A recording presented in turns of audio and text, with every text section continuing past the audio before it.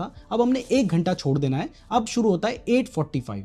ये जो time period आप देखोगे सबसे ज्यादा वॉल्यूम इस टाइम पर है। तो 8:45 से लेके 9:45 या 10 बजे तक का जो टाइम है, या बेसिकली 1 घंटे की बात चल रही है तो 9:45 तक का टाइम आप ले लीजिए। ये जो टाइम है ये हमारा थर्ड गोल्डन आवर है, जिस टाइम पर आपको अच्छे खासे मूवमेंट्स देखने को मिलेंगे, आपके ट्रेड के सही निकलने के चांसेस बहुत ज्यादा होंगे।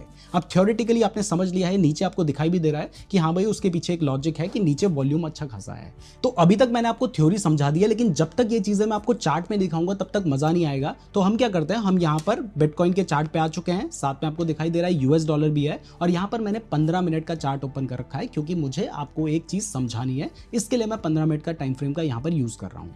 तो यहाँ पर हमने बात की थी कि वो जो गोल्डन पीरियड है वो क्यों गोल्डन पीरियड है, सिर्फ हवा हवाई या मैंने कह दिया इससे तो आप नहीं मानोगे। तो इसके लिए हम क्या करेंगे, हम उस टाइम फ्रेम को चेक करेंगे। अब इसके लिए हम सबसे पहले क्या करते हैं, हम सबसे पहले इंडिकेटर वाले सेक्शन पे जाते हैं, और यहां पर जाने के बाद एक ट्रेडिंग सेशन करके इंडिकेटर होता है। आप जैसे ही ट्रेडिंग सेशन लिखेंगे आपको ये इंडिकेटर नजर आ रहा है, आपने इस पर क्लिक कर देना है। अब जैसे आप इस पे क्लिक करेंगे तो इसको मैं सबसे पहले डिफॉल्ट सेटिंग पे कर देता हूं, तो मैंने रीसेट डिफॉल्ट कर दिया है। अभी आपको ये जो इंडिकेटर है ये कुछ इस तरीके का नजर आएगा। इंडिकेटर सुन के आपने इरिटेट नहीं होना है या ये क्यों बता रहे हो ये मत समझना। इंडिकेटर का मतलब है ये आपको सिर्फ इजीली आइडेंटिफाई कर देता है कि वो टाइमिंग कौन सी है। अदरवाइज मैंने आपको टाइमिंग बता दी, आप खुद से भी चेक कर सकते हो। जैसे अगर मैं अभी की बात करूं तो अभी शाम का 7 बज रहा है जब मैं इस वीडियो को रिकॉर्ड कर रहा हूं, और इस टाइम पर हमारा जो न्यूयॉर्क सेशन है वो शुरू हो चुका है। मैंने आपको बताया 6:45 से लेके 7:45 तक। तो इस टाइम पीरियड में भी अच्छा खासा मूवमेंट आ सकता है। तो स्ट्रैटेजी जब बताऊंगा तो यहां पर भी लगा के दिखाऊंगा, डोंट वरी।